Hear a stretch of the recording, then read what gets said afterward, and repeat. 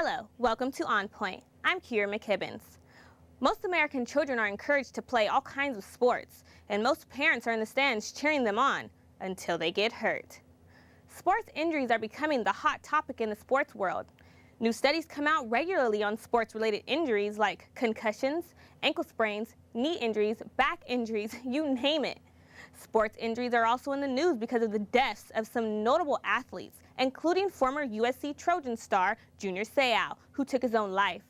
Seau's wife said the player had no history of concussion, but the scientists found chronic traumatic encephalopathy, also known as CTE, a degenerative disease that is often caused by repeated head injuries. Football is not the only sport that carries a risk. You can see it in other sports like soccer, basketball, wrestling, even baseball. Many people wouldn't consider baseball a dangerous sport, but another type of condition, Lou Gehrig's disease, got its name from that famous Yankee who died from his head-related injuries. But what might be the most brutal sport in the history of sports is where our story begins. My name is Gale. I'm 26 years old. I've been playing ice hockey since I was 3 years old. My name is Alex Burdetsky. Played hockey for 15 years. I was injured in a game where I was hit from behind going into a corner, causing me to break 2 bones in my lower back. During that 15 years, I had a pretty big injury. I broke my femur, which is the biggest bone in your body and supposed to be the hardest bone to break. I was hit from behind with a player's stick in a pushing forward motion, I guess you could say, and it knocked me into the corner where my chest hit the boards first, followed by my the rest of my body. My left leg got caught under the boards where the Zambonis entered the ice. So with the impact going forward, my femur bone, it just snapped in half. I was put into a back brace. Fortunately, it was a back brace that I could take apart. For 8 months, I couldn't do any physical activity. Since my left leg was pretty much bent, they had to straighten it out before they can put me on the stretcher. Finally, the pain was to the point where I couldn't get up in the morning to go to school. If I had to get out of bed or anything, I had to be helped by my mom or whatever, my dad, to go to the bathroom or just walk around. At the time, being 13 years old, that was a pretty traumatic thing to have happen to me, considering, you know, it's something that I'd been doing for so long already. I was on crutches for 6 months, and when I got the clearance to be able to get off the crutches, I just started skating right away. What kept me going was just my passion for the game. It was something I'd been doing for so long. It was something that was a part of my family. I lived for the game. So that's really what's kept me driven and kept me going. Like, I'm not like mad at him personally about it, like, because I mean, I've hit some people, like, I got penalties. It's part of the game, so. On Point's Jonathan Gonzalez is here with 2 experts to talk about sports injuries, the dangers of winning, and what needs to be done to protect athletes. Thank you, Kira. Here to talk about the effects of sports injuries, I'm joined by Dr. Eric Sletten, who is the team physician for all sports here at Cal State Northridge. He's also the director of the Sports Medicine Clinic at the Addie Klotz Student Health Center here on campus. Thank you for joining us. Thank you. And we also have JP Gale, sports club coordinator here at CSUN. He's also head coach of the Matador hockey team, and he's a former hockey player who used to hit pretty hard back in his playing days. Thank you for joining us. Good to be here. It seems there's a huge discussion regarding injuries in sports, especially head injuries with, you know, concussions that we were discussing earlier, just kind of, you know, taking a prevalent role over the kind of like a dark cloud over professional sports and, you know, collegiate sports right now, especially as we learn of the effects of what's going on. So with the biggest effect or the biggest conversation aspect being right now, concussions, can you talk about what happens to the brain when, you know, Sure. hit that hard? Sure. I mean, a concussion is basically a acceleration-deceleration injury. And what happens is the brain is shocked for a moment to lead to a different level of consciousness. And I can go into detail about how we grade concussions, but basically it's any change in your level of consciousness. And this is what the evaluation is on the sideline for an athletic trainer or a team physician. And it's the #1 decision you make at the sideline of a sporting event is will the athlete go back in? Because there's a lot of pressure to send the person back in. But that's it. And then we sort of deal with the fallout in the days following an event. But mostly from an acute standpoint, our big decision is to decide whether someone goes back in or not. And the reason being is there's this thing in the literature, which is very rare, but it's called the second impact syndrome. NCAA? No, just in general in concussion science. And that is, if you get hit again in that window of a concussed brain, there can be this profound vasoactive response which causes a profound brain edema, which is actually deadly. Yeah. So that's really what we're trying to prevent at the setting of an event. JP, before I talk to you, JP, the coach, I want to talk to you as a former athlete. Okay. Were the long-term effects of concussions, you said you received a few, that you knew of, that were actually diagnosed, or was that something that you thought about when you were playing? No, I didn't think of it really while I was playing. Definitely not in the moment. Sometimes afterwards, you get pulled off the ice and you're told, hey, you know what, you're done. And the emotion, the adrenaline settles down. Then you become aware of the effects of what's just happened. And then you realize, okay, this was a good decision. But in the heat of the moment, back when I was playing, no, it wasn't at the forefront of my mind. And what's the current policy if someone is believed to have gotten a concussion on the field, on the ice, whatever it may be? What's the current policy? Will they come off? What happens? Yeah, the policy is, it used to be very easy with football because I get to hold the helmet, and that keeps somebody from getting back in under my radar. But if someone has sustained a concussion, it's prudent to take that person out of the activity until they can be evaluated at a later date. The current, there's a lot of recommendations among the neurosurgical societies, et cetera, but an athlete should be completely asymptomatic. The most conservative number is 7 days before they go back into contact sports again. So that opens up a big can of sort of fudging, in a sense. But at the collegiate level, at the professional level, obviously that isn't followed, but that's the recommendation by the neurosurgical societies. With many athletes like your brother Chris, that we saw earlier, he said, hockey is his life. It's something that he grew up playing. It's something that it's really all he's done. So it was interesting to see with both hockey players, they wanted to get back on the ice as fast as possible. Take me into the mindset of an athlete who, you just can't wait to get back on, even if you may not be, fully recovered from an injury. Well, I think at certain levels, and we're talking about the collegiate level right now, the mentality is different. And even between club athletes and what Dr. Sletten works with the NCAA players, the mentality is a little different. But particularly with your contact sports, you're going to have that warrior's mentality where they are, for the longest time, they've been playing a contact sport for years and years and years, and they've been taught to play through pain, to be a man, to go out there and be a member of the team. You're not, especially if you're a better player or you're a player that's more heavily relied on, guys are going to look to you, oh no, we've lost him. The whole team, you just watch the spirit leave the room. So those players, they kind of push past the pains more times than not wrongly and continue to play. I would say in the past 5 years, with concussion education, where they're athletes, the warrior mentality is dampening a little bit, and it's very good because we spend a lot of time at pre-participation physical exam teaching about concussion, and I in every physical exam I spend some time talking about this second impact syndrome, and it's frightening for an athlete to hear, man, if I go back in, if I get hit again, my brain can swell up and have permanent brain damage. And so it's rare, but I use that scare tactic to get them to be honest with us when they do have a concussion. And what we're getting is a lot more concussion diagnoses because the athletes are reporting it to us more, and I think it's good.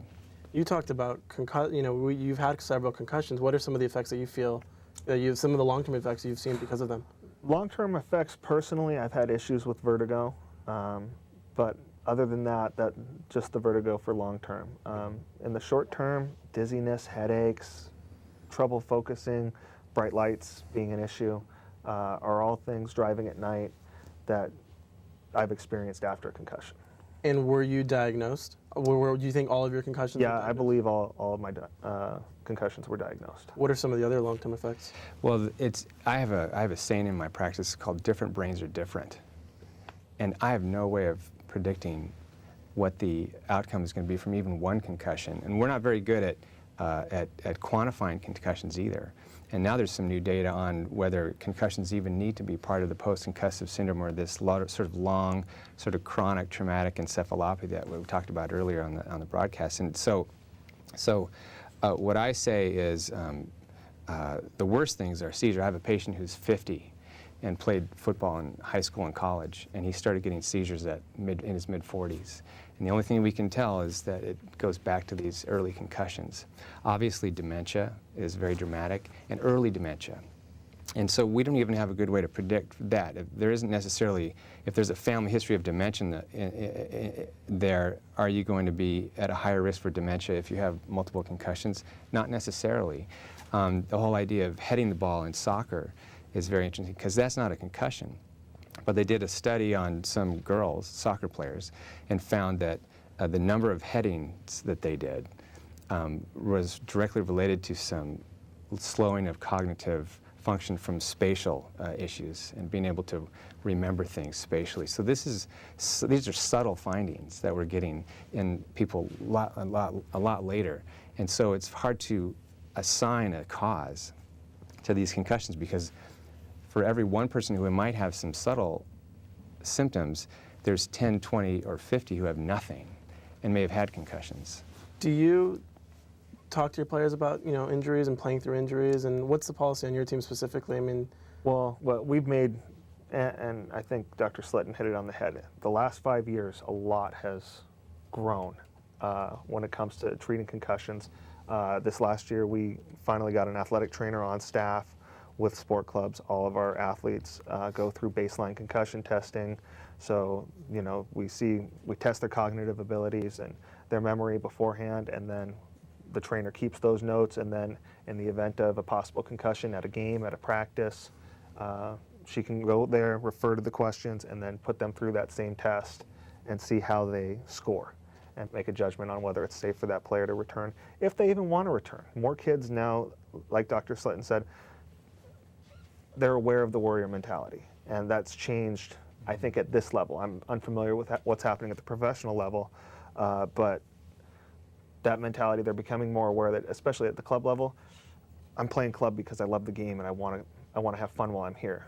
There's no financial incentive. They're not an NCAA scholarship kid that's going to possibly be missing the draft or missing the NFL Combine or something like that. They have less to lose, I guess you could say, as club athletes.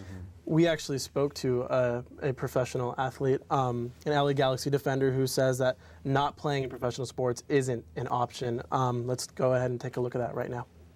Hi, I'm Sean Franklin, and I'm a defender on the Los Angeles Galaxy. I kind of had like a weird pain in my lower abdomen, and for 3 weeks I was telling trainers that it was painful, but I wanted to finish out the season, and ended up in January '09 having sports hernia surgery. Also in '09 I tore my hamstring. I went for a run and I felt it pull, and I got a scan done and it said that I had torn my tendon. Injuries are tough, and some injuries are more severe than others. But for the most part, if you can go, you'll play. But it's all about talking to the trainers, the coaches. The trainers ultimately make the decision whether they feel you can play or not. You kind of got to man up and do it for your teammates, and do it for the fans and for your organization. I think it's one of those things where you come to a point where you realize that over the years you've had injuries, or maybe serious ones, as far as maybe things with your knees or your ankles, or as severe as concussions. I know a few guys that have had a few concussions and they just never fully recovered from it.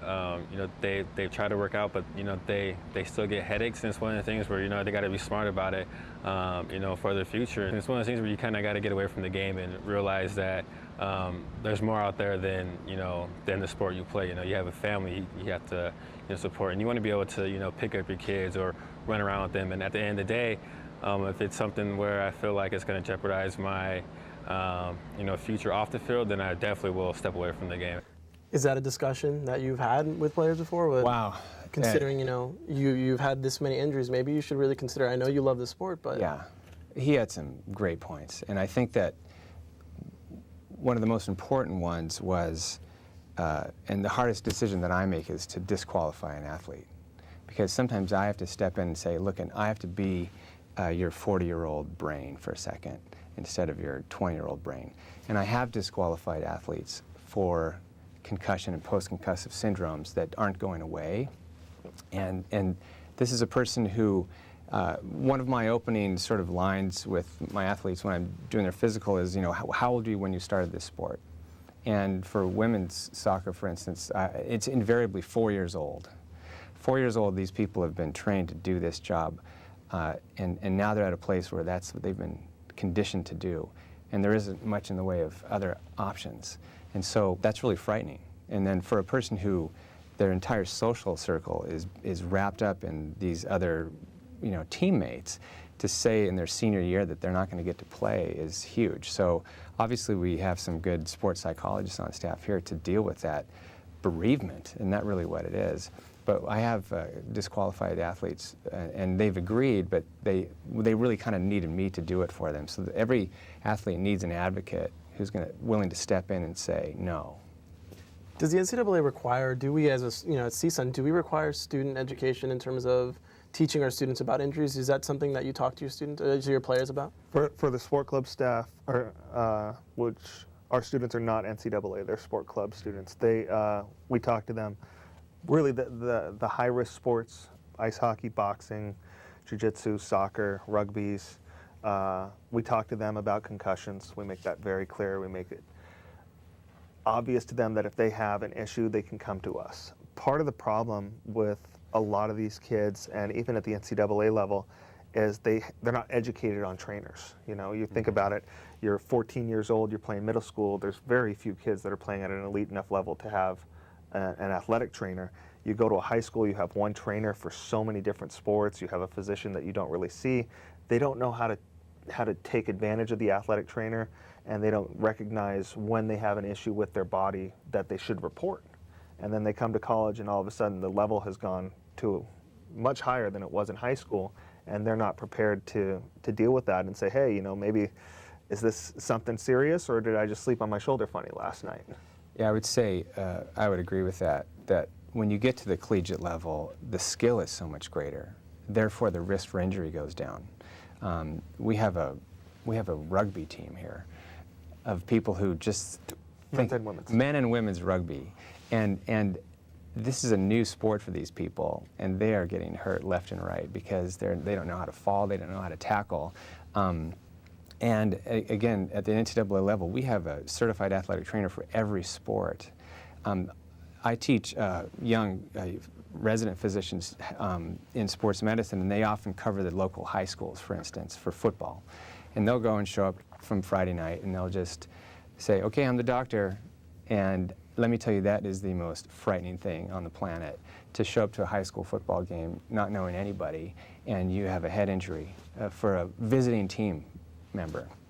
And then you're supposed to do a neurologic assessment, and then the person gets on some bus and goes home to their parents who ask how the game was, and they say fine. You know how much talking there goes on at the high school level. And so that's just frightening. And so there's been some bad outcomes for that. So I teach them, if you see a child and their children, and they're very variable maturities as well, and that's why it's also frightening. You have this giant man who's playing at 18 years old, who's playing against a 15-year-old who's just spouting a mustache, and so it's scary. And so I tell the residents, you have to get the name and number of the athlete and call the parents. But that's going over and above what's actually happening. And so covering these events is really complicated for medical staff.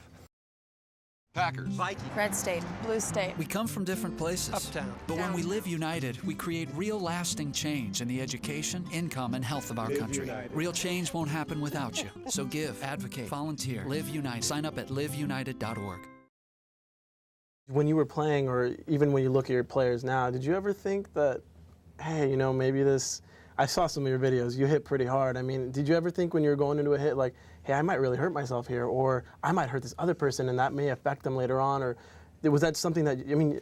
No, it wasn't something I often considered. I mean, there were times when I was playing where I was usually on the wrong side of a physical mismatch where, you know, you're kind of worried, oh man, you know, this guy's a tree. what am I doing here? That crosses your mind. There's very few times I think a lot of it comes down to coaching, and it comes down to the best practices of the sports. Some sports are really good, others are not. USA Hockey's gotten a lot better in recent years about putting stop signs on the back of jerseys so players recognize, hey, you see numbers, you don't follow through with a hit. You see crest, it's usually okay. But if you're not taught well, or if you're taught by a coach that encourages really dirty play, that mentality is ingrained in them, and you see it, with professional players that they're getting paid to go out there to hurt guys. Yeah, how does the old joke go? I went to a boxing match and a hockey game broke out. Something like that. Yeah. So I think what we're talking about is violence, a little bit, and how it's being sort of manifest in a sort of in the nature of a game. And you're right, how the games are taught at a very young level is very important. And I was going to get to that next, is with children, do you think that we should maybe push the age for contact sports up higher?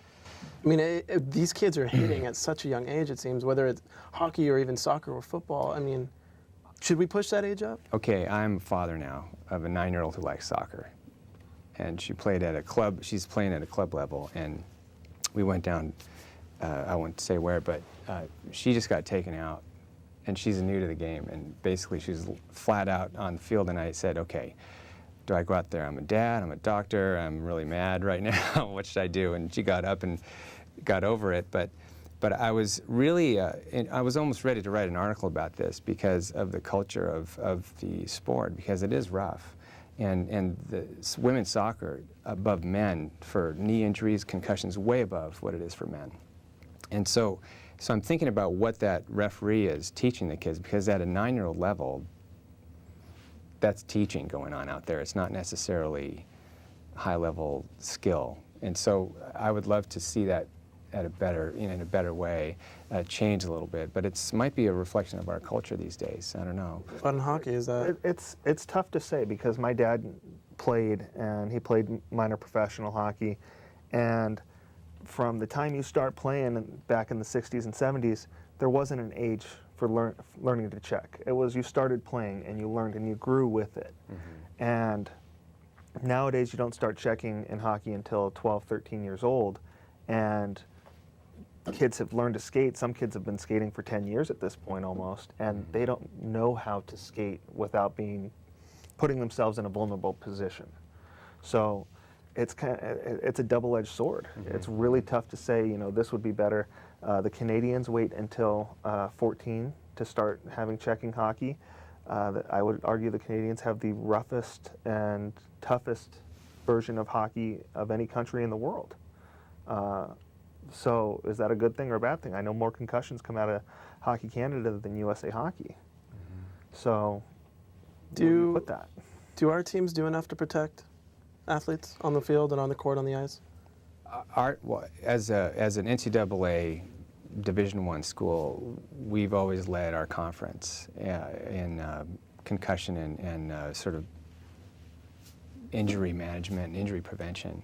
We're the first ones to start doing the SAC and the BEST test, which is the cognitive test before. There's a lot of things that we've done medically here, mostly because I'm here and I sort of push these things, and we have an excellent staff who's forward-thinking, and other schools tend to follow. I think we do as well in sort of neuropsychiatric testing afterwards as any of these specialty little groups where you pay money to go and be tested after a concussion. But again, it's I think we've done as best as we can with a game, and the question is it worth the risk? That's a big question.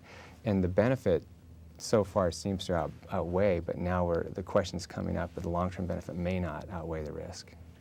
Is it worth it?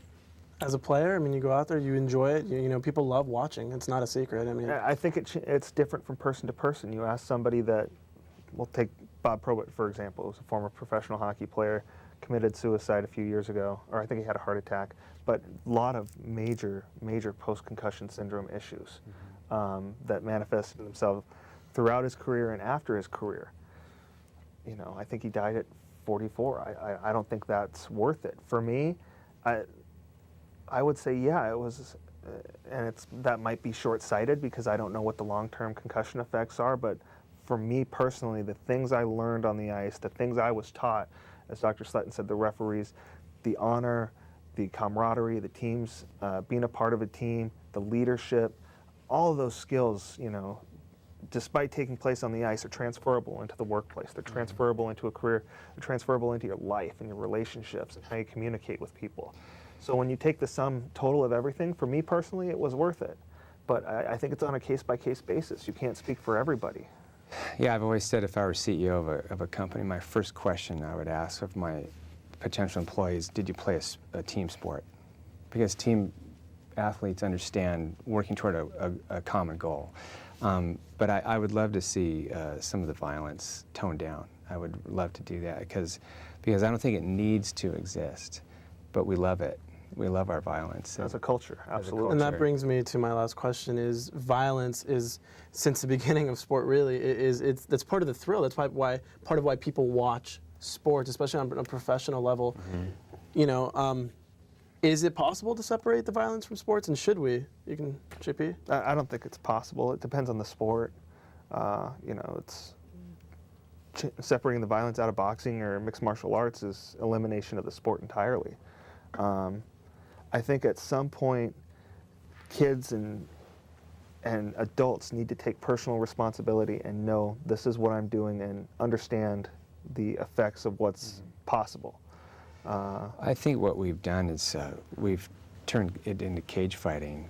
And it's against the law to put a dog and a rooster in a cage and fight, but we'll do it with humans. And now we have a woman who won a gold medal in some martial art, judo, and now she's on Jay Leno, and they're showing her dislocate someone's elbow, and it's on TV, and everybody watches like this. So it's really more of a culture thing. And so it's worrisome to me as a culture, as a sort of a people, in terms of where we're going. If you think back historically in the Romans and how we put gladiators out there to watch that sort of level of violence, and so I think the Coliseum on direct TV, you know. Absolutely. I mean, back to like wrestling even. I mean, it's just like some of the most basic sport that, you know, that have translated and that have kind of stayed over time. I mean, they're inherently violent. I'm not too sure that. And I guess we would probably have to change as a culture. Is that what? I think we have to change as a culture, as a species almost. We have to kind of change because violence is inherently tied to human history. Sure. I mean, you look back as far back as we can go. There have been wars. There have been fighting. I mean, Cain and Abel. I mean, it goes all the way back. We're going to have another episode to explore this idea. And on that note, JP Gale, Dr. Eric Sletten, I appreciate you guys joining me. Back to you, Kira. We would all like to thank you for tuning in to On Point. If you would like to see more of this, you can follow us on Facebook by searching CSUN On Point, and follow us on Twitter at CSUN On Point, all one word. This show also appears on our website, CSUNTVnews.com, or catch us on LA Channel 36 every Sunday at 4 o'clock. For all of us here at On Point, I'm Kira McKibbens. Thank you for watching.